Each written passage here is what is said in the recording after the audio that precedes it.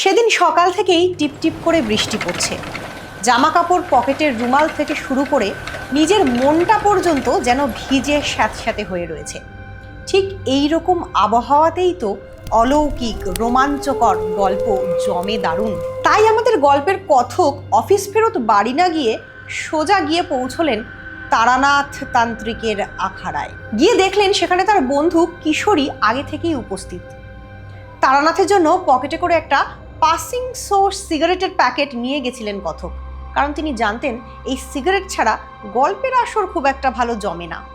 কিন্তু পৌঁছানোর পর তিনি দেখলেন তারানাথের মুখটা একটু ভার ভার। অপ্রসন্ন চিত্তে তারানাথ তাদেরকে জানালো গল্প তারা শুনতে আসে বটে, কিন্তু তার বলা গল্পকে তারা খুব একটা বিশ্বাস করে না, কারণ তারানাথের গল্প মানেই টান টান উত্তেজনায় পরিপূর্ণ অলৌকিক ভৌতিক রহস্যের ঘেরা জগতের এক অদ্ভুত কাহিনী, বাস্তব বিচার বুদ্ধিতে যার ব্যাখ্যা দেওয়া চলে না। সেই জন্যই তারানাথের গল্প চলাকালীন মাঝে মধ্যে কিশোরী টিকা টিপ্পনি করে তারানাথের মন ভেঙে দেয়। তাই তারানাথ কিঞ্চিত বিরক্ত। কিন্তু আজকের ব্যাপারটা অন্য। এইরকম বর্ষার দিনে তারানাথের টান টান উত্তেজনাপূর্ণ গল্প ছাড়া গল্পের কথক এবং কিশোরী দুজনেরই বা চলবে কেন? তাই গল্পের জন্য তারানাথকে ধরে বসা। শেষ পর্যন্ত আসর একটু গুছিয়ে নিয়ে গলা ঝেড়ে তারানাথ শুরু করলেন তার জীবনের অলৌকিক অভিজ্ঞতার কাহিনী। গল্পের শুরুতেই তিনি বলে রাখলেন, বিশ্বাসে মিলায় বস্তু, তর্কে বহুদূর। বিশ্বাস প্রকৃতপক্ষে এমন একটি গুরুত্বপূর্ণ শব্দ যেটা অনেক সময় যুক্তি বুদ্ধির বাইরে গিয়ে মানুষকে অলৌকিক একটি জগতের আভাস দেয়। সেই রকমই একটি গল্প আজকে তারানাথের ঝুলি থেকে বেরিয়ে এলো। বাণীপীঠ শিক্ষাঙ্গনের উপস্থাপনায় একটি নতুন অসাধারণ গল্পের আসরে স্বাগত জানাচ্ছি সকলকে। আমি রিনি সেনগুপ্ত। আজকে আমরা বিভূতিভূষণ বন্দ্যোপাধ্যায়ের সুযোগ্য পুত্র তারাদাস বন্দ্যোপাধ্যায়ের লেখা তারানাথ তান্ত্রিকের একটি দারুণ অসাধারণ গল্প নিয়ে আলোচনা করব। সমগ্র গল্পটা প্রথম থেকে শেষ পর্যন্ত দেখুন। রহস্যে রোমাঞ্চে ভরপুর এই গল্প আপনাদের প্রত্যেকের মন ছুঁয়ে যাবে, তাতে কোনো সন্দেহই নেই। বছর 20 আগের কথা। এক শিষ্যের বাড়ি থেকে শান্তি সস্তায়ন করে ফিরছিলেন তারানাথ তান্ত্রিক। পথে বসে রয়েছেন পরবর্তী ট্রেনের অপেক্ষায় রানাঘাট স্টেশনে। পরবর্তী ট্রেন আসতে ঘণ্টাখানেক বাকি আছে। এমন সময় হঠাৎই একজন অচেনা ব্যক্তি তার সামনে উপস্থিত হয়ে বললেন, একটু আগুন হবে? প্রকৃতপক্ষে ব্যক্তির কাছে রয়েছে বিড়ি, কিন্তু জ্বালাবার জন্য উপযুক্ত দেশলাই নেই। তারানাথ পকেট থেকে দেশলাইয়ের প্যাকেটটি বার করে বাড়িয়ে দিলেন ব্যক্তির দিকে, তার মুখের দিকে না চেয়েই। ব্যক্তি দেশলাই নিয়ে বাড়তিনেকের চেষ্টায় বিড়ি জ্বালিয়ে চুপচাপ পেছন ঘুরে এগিয়ে চলে যেতে লাগলো। হঠাৎ তারানাথ মুখ তুলে তাকালেন ব্যক্তির দিকে, আর তাকিয়েই চমকে উঠলেন। দীর্ঘদিনের তান্ত্রিক অভিজ্ঞতার ফসল স্বরূপ তারানাথের বিশেষ কিছু গুণ ছিল। কোনো ব্যক্তিকে দেখে তার অতীত ভবিষ্যৎ বর্তমান বলে দিতে পারতেন তারানাথ। এই ব্যক্তিকে দেখে অবাক তারানাথ লক্ষ্য করলেন ব্যক্তির চারিদিকে এক অদ্ভুত কালো ছায়ার আবরণ যেন ঘুরপাক খাচ্ছে। এই ব্যক্তির যে সমূহ বিপদ রয়েছে সামনে, তার বাড়িয়ে বলার অপেক্ষা রাখে না। তারানাথ একটু কুণ্ঠা বোধ করলেন। তারপরেই তিনি ব্যক্তির পিছু নিলেন। কিছু দূর এগিয়ে গিয়ে ব্যক্তিকে দাঁড় করিয়ে বললেন, মশাই একটু শুনবেন? ব্যক্তি ঘুরে দাঁড়িয়ে যখন জিজ্ঞেস করলো, কিছু বলবেন আমাকে?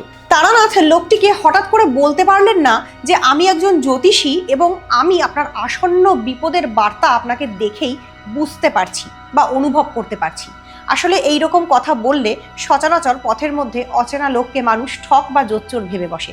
তাই তারানাথ কিভাবে কথাটি বলবেন সেটা ভাবতে ভাবতে ভদ্রলোককে বললেন, চলুন পাশের চায়ের দোকানে বসে একটু চা খাওয়া যাক। দুভার চা অর্ডার দিয়ে তারানাথ এবং ভদ্রলোক বসলেন চায়ের দোকানে। এইবার তারানাথ ধীরে ধীরে তার বক্তব্য প্রকাশ করতে শুরু করলেন। তিনি ভদ্রলোককে বললেন, আসলে আমি পেশায় একজন জ্যোতিষী। আপনাকে হঠাৎ করে দেখে আমার মনে হলো যে আপনি হয়তো কিঞ্চিত বিপদগ্রস্ত।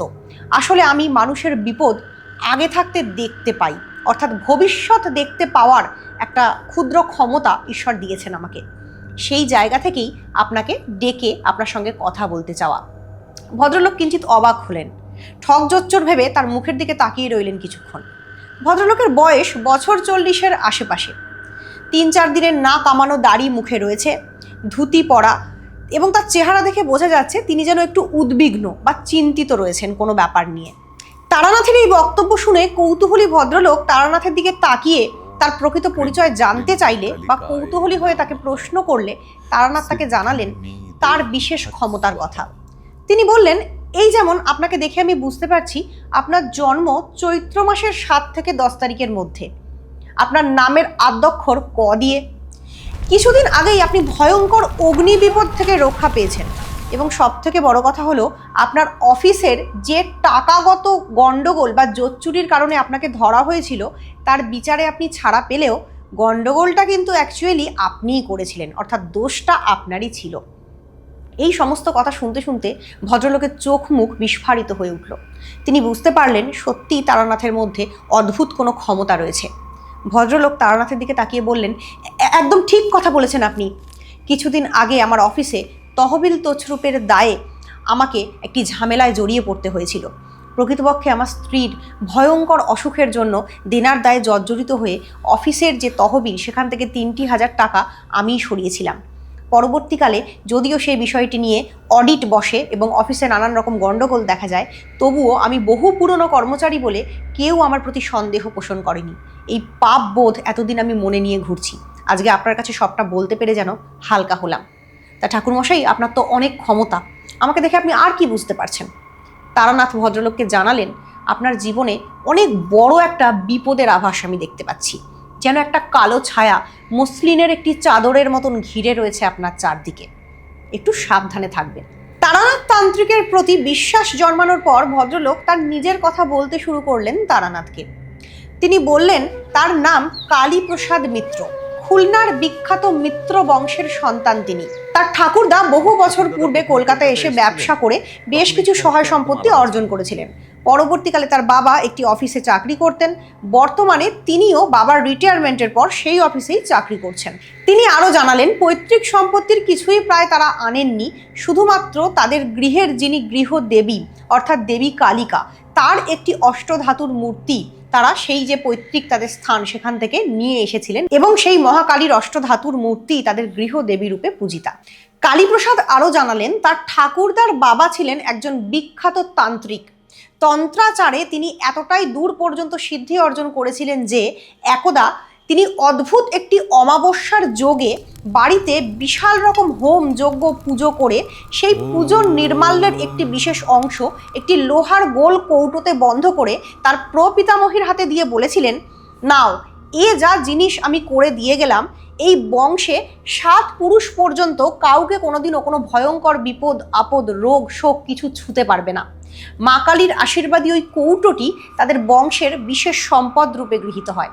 বর্তমানে ভদ্রলোক অর্থাৎ কালীপ্রসাদ বলছেন, আমরা এ যুগের ছেলে, আমরা এই সমস্ত জিনিসে ভালো রকম বিশ্বাস না করলেও আমার বাবা কিন্তু এই জিনিসটিকে অব্যর্থ রূপে বিশ্বাস করেন। সেই কারণেই আমার ছেলের যখন কলকাতায় একবার মরণাপন্ন অসুখ হয় তখন বাবা আমার এক খুড়তুতো ভাইকে দিয়ে এই কৌটোটি কলকাতায় পাঠিয়ে দিয়েছিলেন। কিন্তু বর্তমানে তার বাবাই ছেলেকে চিঠি লিখে জানিয়েছেন যে অবিলম্বে যেন তিনি ওই মহাকালীর যে নির্মাল্য প্রসাদী কৌটো সেই কৌটো সহ গ্রামে এসে তার নিজের পৈতৃক বাড়িতে অবস্থান করেন, কারণ তাদের গ্রামের বাড়িতে হঠাৎ করেই এক অশরীরী অলৌকিক কিছু একটার ভয়ঙ্কর তাণ্ডব শুরু হয়েছে। তারা ভয়ে সেখানে তিষ্ঠতে পারছেন না। তাই এই ভদ্রলোক দুশ্চিন্তাগ্রস্ত অবস্থায় সেই মহাকালীর নির্মাল্য কৌটো সহ গ্রামের বাড়িতে যাচ্ছেন বেশ কিছুদিনের জন্য। তার স্ত্রী এবং পুত্রকে আগেই গ্রামের বাড়িতে পাঠিয়ে দেওয়া হয়েছে। বর্তমানে তারানাথের সঙ্গে রাস্তায় দেখা হওয়ার পর ভদ্রলোকের মনে একটু আশার আলো জেগে উঠেছে। যদি তারানাথ তান্ত্রিকের মতন একজন বিশিষ্ট তান্ত্রিক তার সঙ্গে তার বাড়িতে গমন করেন তাহলে হয়তো তাদের বিপদের একটা সুরাহা হলেও হতে পারে। প্রকৃতপক্ষে তারানাথ এতটাও আশা করেননি। তিনি ভেবেছিলেন পথে দেখা হওয়া এই আকস্মিক ব্যক্তিটির সঙ্গে আলাপ পথেই শেষ হয়ে যাবে। তাকে সাবধান করেই তিনি নিজের রাস্তায় চলে যাবেন আর ভদ্রলোকও চলে যাবেন নিজের রাস্তায়। কিন্তু ভদ্রলোকের এই করুণ আরতি তারানাথ ফেলতে পারলেন না। তিনি বললেন, আচ্ছা ঠিক আছে, আমি সঙ্গে করে গেলে যদি আপনার মনে শান্তি হয় এবং আপনার মনে হয় যে আপনাদের বাড়িতে যে বিপদ চলছে সেটা কেটে যেতে পারে তাহলে নিশ্চয়ই আমি আপনার সঙ্গে যাব। তারানাথ তার নিজের ট্রেনে না উঠে এবার ভদ্রলোক যে ট্রেনে করে নিজের গ্রামের বাড়ি যাচ্ছিলেন সেই ট্রেনে উঠে বসলেন কালিকা প্রসাদের সঙ্গে। একটি অনামী ছোট্ট গ্রাম্য স্টেশনে নেমে কালীপ্রসাদ আর তারানাথ এগিয়ে চললেন কালীপ্রসাদের বাড়ির দিকে। রাত্রি প্রায় 8টা বেজে গেছে। বাড়িতে যখন তারা পৌঁছলেন তখন গ্রামের চারিদিক শুনশান, নিস্পন্দ। বাড়িতে গিয়ে ছেকল নেড়ে সকলকে ডাকা সত্ত্বেও বাড়ির ভেতর থেকে কেউই খুব একটা সাহস দেখালো না চট করে এসে দরজা খোলার। বাড়ির পুরনো বৃদ্ধ চাকর অভিরাম দরজা খোলার আগে 10 বার ভাবছে, কিসের একটা ভয় যেন তাকে আটকাচ্ছে। শেষে কালীপ্রসাদের গলা শুনে নিশ্চিন্ত হয়ে সে দরজা খুলে দিল। ততক্ষণে পঞ্চমীর রাঙা চাঁদ পূর্ব দিগন্ত থেকে উঠে চালতা গাছের মাথার পেছন দিয়ে আকাশে এক অদ্ভুত মায়াবী খেলার সৃষ্টি করেছে। কালীপ্রসাদ এবং তারানাথ বাড়িতে প্রবেশ করতে যাবেন, এমন সময় হঠাৎ পাশের আম গাছ থেকে দ্রুত বেগে কোনো একটি বস্তু গোলকের মতন ছুটে এসে ধড়াম করে আওয়াজ করে মাটিতে পড়ে গেল। ভাগ্যিস কালীপ্রসাদ মাথাটা নিচু করে ফেলেছিল, না হলে সঙ্গে সঙ্গেই তার মৃত্যু ছিল অনিবার্য। বেশ বড় আকৃতির একটি পাথর কেউ যেন আম গাছের মাথা থেকে ছুঁড়ে মেরেছে কালীপ্রসাদের মাথা লক্ষ্য করে। সকলে ত্রস্ত হয়ে গেলেন। তারানাথ অভিরামের হাত থেকে লণ্ঠনটি নিয়ে বললেন, আমাকে একটু লণ্ঠনটি দাও তো, আমি গিয়ে দেখি ওখানে। সকলে তাকে না না করলেও তারানাথ জানতেন মধুসুন্দরী দেবীর কৃপায় কোনো নিম্ন শ্রেণীর প্রেত অন্তত তার কোনো ক্ষতি করতে পারবে না। তাই ওই পাথরের গোলকটি তাকে উদ্দেশ্য করে নয়, বরং কালীপ্রসাদকে উদ্দেশ্য করেই ছোড়া হয়েছিল। যে আম গাছ থেকে পাথরের গোলকটি ছুটে এসেছিল তার তলায় গিয়ে দাঁড়ালেন তারানাথ। উপর দিকে তাকিয়ে কিছুই দেখতে পেলেন না বটে, কিন্তু এক অদ্ভুত অস্বস্তি গ্রাস করল তার শরীর এবং মনকে। মনে হলো এখান থেকে আর এক পাও তিনি নড়তে পারবেন না। অদ্ভুত একটা নেগেটিভিটি, নেতিবাচকতা, অদ্ভুত এক কালো গাঢ় অন্ধকার, দুর্গন্ধময় একটা অদ্ভুত পরিস্থিতি চারিদিক থেকে যেন তাকে গ্রাস করে ফেলতে লাগলো। এমন সময় নিজের আরাধ্যা দেবী মধুসুন্দরী দেবীর জপ করতে করতে আবার মনোবল ফিরে পেলেন তারানাথ। ধীর পায়ে তিনি এসে আবার গৃহে প্রবেশ করলেন। বাড়ির সবাই ততক্ষণে জেনে গেছে যে পুত্র কালীপ্রসাদ শহর থেকে একজন নামকরা তান্ত্রিক তথা ঠাকুরমশাইকে সঙ্গে করে নিয়ে এসছেন। বাড়ির লোক তাতে করে খুব খুশি, কারণ দীর্ঘদিনের হওয়ায় অলৌকিক আকস্মিক একটা দাপটে তারা সকলেই হয়ে উঠেছিলেন বিভ্রান্ত। তারানাথ তাদেরকে জিজ্ঞেস করলেন, ঠিক কোন ধরনের ঘটনা আপনাদের বাড়িতে ঘটছে বলতে পারেন? তারানাথকে দেখে ছেলের কাঁধে ভর দিয়ে এসে দাঁড়ালেন চণ্ডিকা প্রসাদ মিত্র, প্রায় 80 বছর বয়সী এক বৃদ্ধ মানুষ। তিনি এসে তারানাথের 2 হাত ধরে বললেন, আপনি এসছেন ঠাকুরমশাই, আমি খুব খুশি হয়েছি। এরপর খাওয়া দাওয়া সারার পর তারানাথ তাদের মুখ থেকে শুনলেন তাদের বাড়িতে ঘটে যাওয়া অলৌকিক ঘটনাগুলির বিবরণ। দিন 15 আগে থেকেই ঘটনার সূত্রপাত। একদিন দুপুরবেলা সকলে যখন ভাত খেতে বসেছেন, সেই সময় কোথা থেকে দূর দাঁড়িয়ে এক ঘূর্ণিঝড়ের মতন প্রচণ্ড হাওয়া তাদের বাড়িকে কেন্দ্র করে বইতে লাগলো। ভাতের মধ্যে এসে পড়ল ধুলোবালি।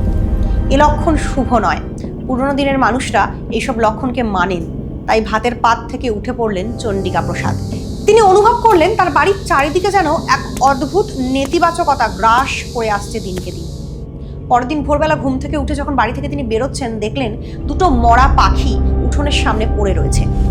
প্রথমে ঝড়ে পাখি মরে পড়ে গেছে ভাবলেও পরবর্তীকালে ভালো করে লক্ষ্য করে দেখলেন পাখি দুটোর ঘাড় মুচড়ে মটকানো। কোনো অলৌকিক অশরীরী শক্তি যেন পাখিগুলিকে মেরে তার বাড়ির দরজার সামনে ফেলে দিয়ে গেছে। চণ্ডিকা প্রসাদ একথা বাড়ির মহিলাদের জানতে দিলেন না, চুপচাপ পাখিগুলিকে নিয়ে ফেলে দিলেন। কিন্তু এরপর থেকেই উপদ্রবের সূত্রপাত। যখন তখন গাছের ডাল ভেঙে পড়া, মর্মর শব্দে গাছের ডাল নড়ে চড়ে ওঠা, বাড়ির মধ্যে যখন তখন ঝনঝন শব্দে জিনিসপত্র পড়ে যাওয়া, অদ্ভুত মোড়া পচা গন্ধে গোটা বাড়ি ভরে যাওয়া থেকে শুরু করে নানান রকম অলৌকিক গা ছমছমে থমথমে ঘটনা ঘটতে লাগলো সমগ্র মিত্র বাড়ি জুড়ে। চণ্ডিকা প্রসাদ তার মনের জোরে যদিও সামলালেন অনেকটা, কিন্তু যেহেতু তাদের বংশের সর্বাপেক্ষা অমূল্য সম্পদ মহাকালীর পুজো করা ওই কৌটোর নির্মাল্য তখন তিনি কলকাতায় ছেলের কাছে পাঠিয়ে দিয়েছিলেন, তাই মনে বলও খুব একটা পাচ্ছিলেন না। তাই ছেলেকে চিঠি লিখে অবিলম্বে আসতে বলা, মা কালীর ওই নির্মাল্য সহ। কারণ বৃদ্ধ চণ্ডিকা প্রসাদ বিশ্বাস করেন মা কালীর ওই কৌটো তাদের গৃহে থাকলে কোনো রকম কোনো অলৌকিক অশরীরী শক্তি তাদের কোনো ক্ষতি করতে পারবে না। মহাকালীর এই কৌটো বিষয়ে বর্তমানে কিছু কথা জানা প্রয়োজন। এখনকার দিনের আধুনিক শিক্ষিত মানুষদের মনে হতেই পারে এসব আবার হয় নাকি, কিন্তু গল্পে তারানাথ বলছেন প্রকৃতপক্ষে বিশ্বাসে মিলায় বস্তু, তর্কে বহুদূর। ওই মা কালীর কৌটোটি তাদের বাড়িতে থেকে কত রকম বিপদ আপদ থেকে যে তাদেরকে উদ্ধার করেছে তার কিছু বর্ণনা গল্পে রয়েছে। যেমন তাদের বাড়িতে কোনো মানুষ অসুস্থ হলে অনেক সময় ওই মহাকালীর কৌটোর গুণে সে সুস্থ হয়ে উঠেছে। মরণাপন্ন রোগীও অনেক সময় সেরে উঠেছে। একদা সাপুড়েদের ধরা একটি গোখরো সাপ, যে কিনা প্রচণ্ড বিষধর, তার মুখের সামনে ওই কৌটো নিয়ে যাওয়া হয়েছিল। সাপটি সঙ্গে সঙ্গে নুয়ে পড়ে যেন বিনয় প্রদর্শন করেছিল কৌটোটির প্রতি। এছাড়াও যখনই গ্রামে বসন্ত, কলেরার মতো মহামারী হয়েছে, চণ্ডিকা প্রসাদ ওই কৌটোর গুণে নিজের গৃহকে বন্ধন করেছেন।